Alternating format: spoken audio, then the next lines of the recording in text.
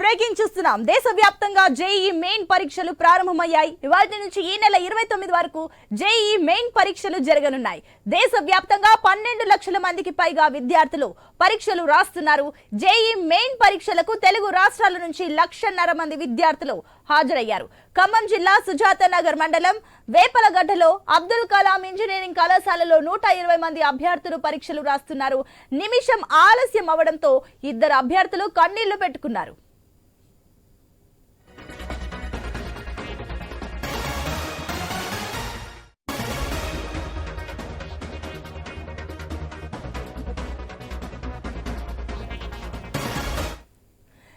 దేశవ్యాప్తంగా JEE main పరీక్షలు ప్రారంభమైనట్లు తెలుస్తుంది. అయితే ఇవాల్టి నుంచి ఈ నెల 29 వరకు జేఈ మెయిన్ పరీక్షలు జరుగుతున్నాయి. అయితే దేశవ్యాప్తంగా 12 లక్షల అభ్యర్థులు ఈ పరీక్షలు రాయబోతున్నారు. మరో పక్క చూసుకున్నట్లయితే ఈ నేటి నుంచి 24 వరకు ఏవైతే ఈ జేఈ మెయిన్స్ ఉన్నాయో దీనికి సంబంధించి 12 లక్షల మంది విద్యార్థులు పార్టిసిపేట్ చేస్తుంటే మరో పక్క అటు తెలుగు రాష్ట్రాల నుంచి జేఈ పరీక్షలకు దాదాపుగా 1,00,000 పైచిలుక అభ్యర్థులు ఇందులో జేఈ పరీక్షలు రాయబోతున్నారు. మరోపక్క చూసుకున్నట్లయితే అక్కడ ఆల్రెడీ ఒక నిమిషం ఆలస్యమైనందుకు ఒక చోట ఈ ఇద్దరు విద్యార్థులను కూడా లోనికి పంపించని పరిస్థితి కనిపిస్తుంది.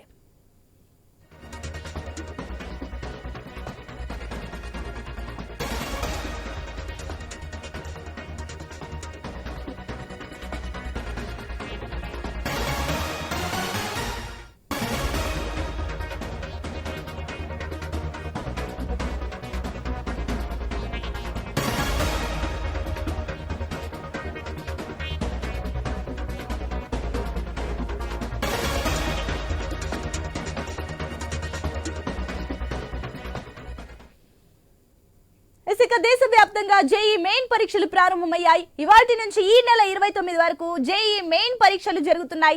దేశవ్యాప్తంగా అటు 12 లక్షల మందికి పైగా విద్యార్థులు పరీక్షలు రాస్తున్నారు. ఈ జేఈ మెయిన్ పరీక్షలు తెలుగు రాష్ట్రాల నుంచి వెళ్తున్న విద్యార్థులు కూడా దాదాపుగా 1,50,000 పైచిలుక విద్యార్థులు ఉన్నారు. మరోపక్క అటు ఖమ్మం జిల్లా సుజాత నగర్ మండలం వేపలగడ్డలో అబ్దుల్ కలాం ఇంజనీరింగ్ కళాశాలలో 120 మంది అభ్యర్థులు పరీక్షలు రాయగా అక్కడ మరో ఇద్దరు విద్యార్థులు నిమిషం ఆలస్యం అవడంతో అక్కడ విద్యార్థిని లోనికి పంపించని పరిస్థితి. దీంతో వారు కన్నీటి పర్యంతం అయ్యారని చెప్పాలి.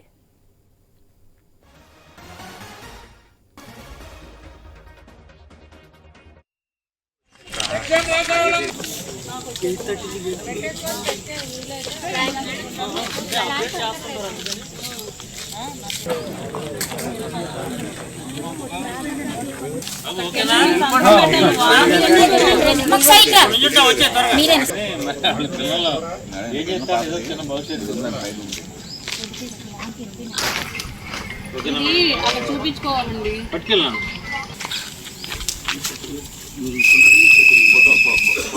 ఫోటో ఇచ్చారా మాస్టర్?